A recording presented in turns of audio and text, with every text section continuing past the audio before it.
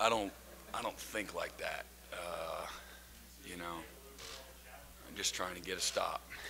I'll be very honest. I don't know what it would mean. They're the benchmark in college football. They were the consensus #1 team in the country virtually the whole season. It's an incredible challenge. Um, I literally think of it as one series at a time. I don't know what it would mean. Other than that means we're going to play in the national championship game. And but they've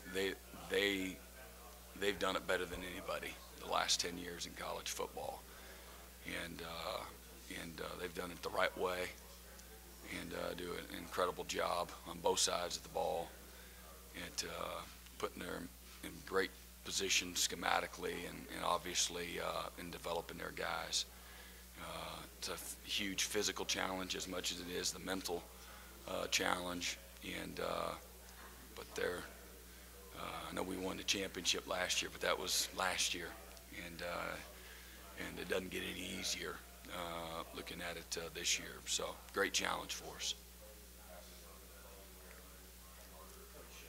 Alabama's had some turnover at the coordinator position the last few years, whereas Clemson, you guys have been pretty stable. Do you think that gives you an advantage, just in the sense that all the coordinators that have been there each and every year?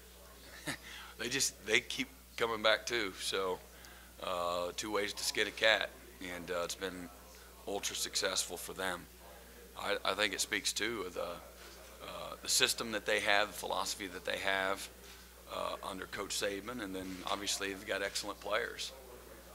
And so I think that speaks more volumes for those things as well. And they're always going to hire very talented coaches, just like they're always going to be able to recruit very talented players and smart, intelligent coaches that are going to know how to utilize their weapons. So subtle differences, but not major differences. Give the ball to your playmakers, however you got to do it. And shovel it, throw it over the top, hand it off, whatever you want. And they've got great players at all levels. And the staff's done a great job getting back here again. Yeah, the third time in a row.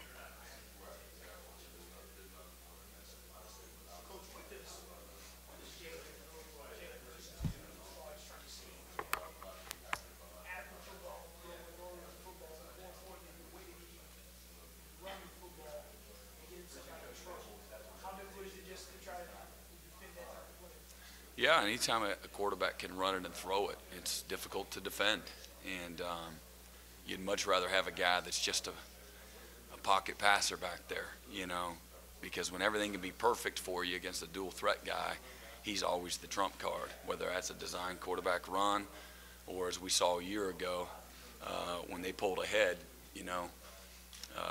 he breaks that first line of defense and makes a guy miss on the second level. It's a touchdown, and he's a home run threat as a runner when he gets out in space. He can run through trash. He's got great strength and power, good instincts as a runner, and so when you cover him just right, he's able to tear your heart out with his legs. So that's a very frustrating thing to defend, and I think that's why you see more and more of it.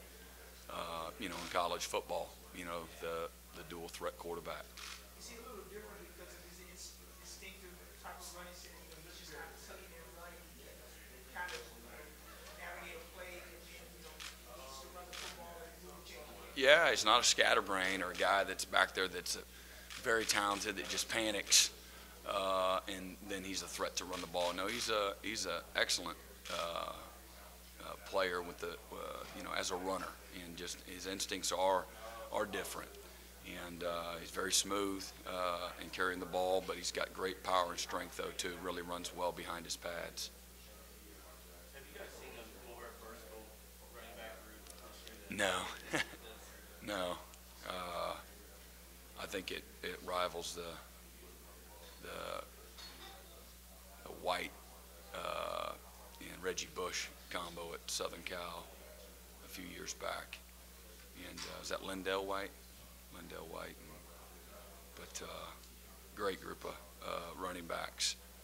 We're not even talking about the number one guy in the country. I know you got 8 from Tulsa, and then is it 22?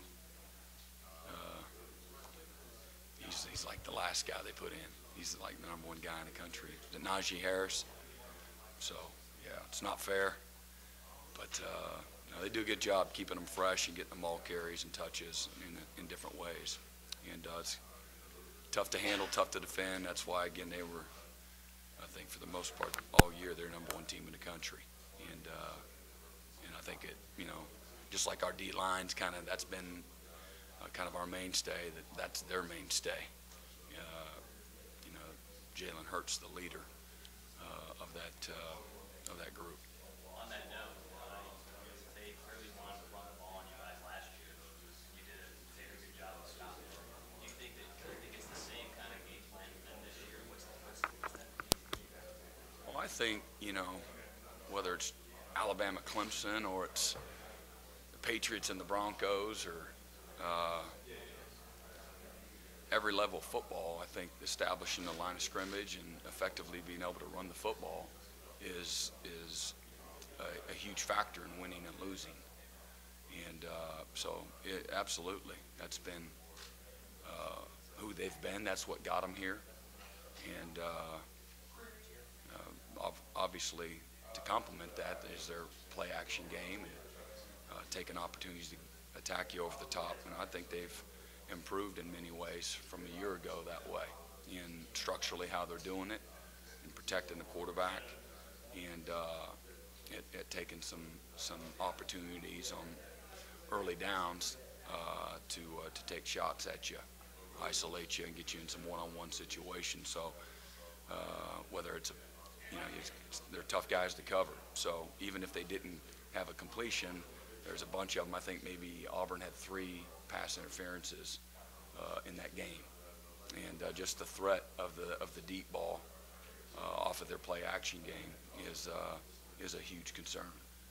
And but just the ability to establish themselves up front, with a very talented group of linemen that are very well coached, with the best backs in America, the deepest group of backs in America.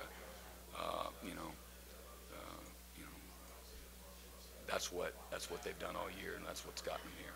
The more you play them, do you feel more comfortable? Or do No. you feel more worried? No, it's just the margin for error isn't much, and they got up 14-0 on us, and had some explosive runs on us, and I know our personnel, and I know what they did to our personnel, and so they reach you, chop you, knock you on the ground, hook you, run through you. There's no margin for error. You got to play physically tough, and you got to play with great precision and with great technique. And when they're really good and well coached, that's what they force you to do. How has your defense evolved this year? How has it evolved?